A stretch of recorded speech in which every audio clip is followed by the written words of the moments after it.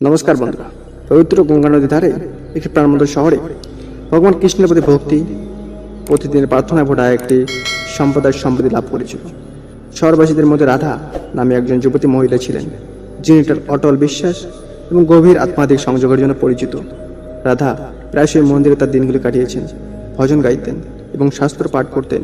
কৃষ্ণের শিক্ষা থেকে সান্ত্বনা এবং জ্ঞানের সন্ধান করতেন। একদিন জীবনের কষ্ট এবং ব্যক্তিগত সংগ্রামে আবির্ভূত রাধা নিজেকে গভীর হতাশার মধ্যে খুঁজে পেয়েছিলেন। তিনি আন্তরিকভাবে প্রার্থনা করেছিলেন, তার মুখ পেয়ে অশ্রু প্রবাহিত হয়েছিল। হে ভগবান, হে কৃষ্ণ, কেন আমি এমন ব্যথা অনুভব করি? কেন আমার জীবনে দুঃখ কষ্ট অব্যাহত থাকে?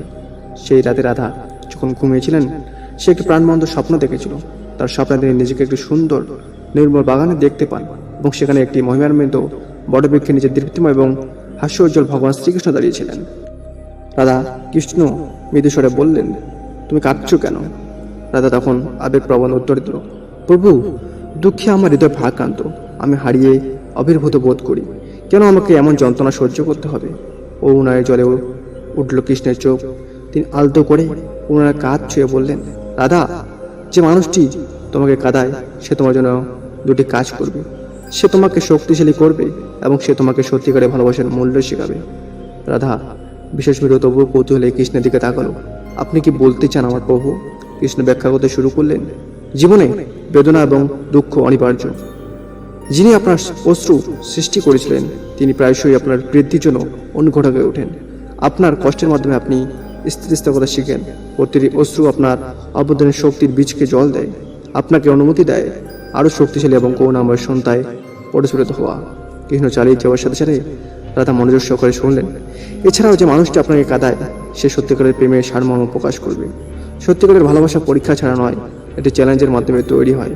যখন আপনি এই কষ্টগুলির মুখোমুখি হন এবং কাটিয়ে উঠবেন, তখন আপনি গভীরভাবে শিখবেন এবং আপনার নিজের হৃদয়ে বিশুদ্ধতা আপনি অটল ভালোবাসা আবিষ্কার করেন, যা নিঃস্বার্থ, ক্ষমাশীল এবং স্থায়ী।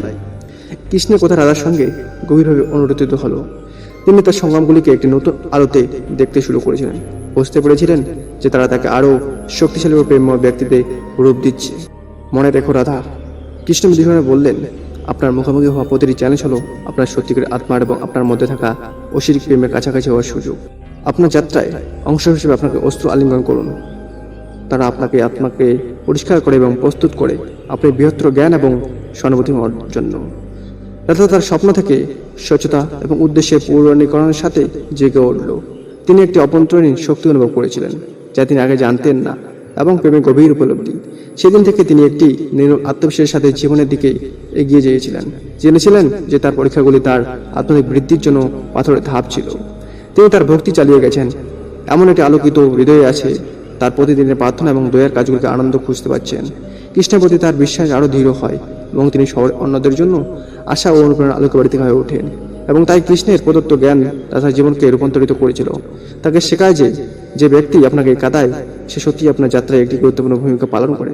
তিনি আপনাকে আপনার শক্তি এবং সীমাহীন সত্যিকারের ভালোবাসা আবিষ্কার করতে সাহায্য করেন, আপনাকে গভীর অর্থ এবং পরিপূর্ণ জীবনের দিকে পরিচালিত করেন। সো বন্ধুরা, এরকম আকর্ষণীয় ভিডিওতে চ্যানেল সাবস্ক্রাইব করে পাশে থাকুন। জয় হিন্দ, বন্দে মাতরম, ভারত মাতা কি জয়।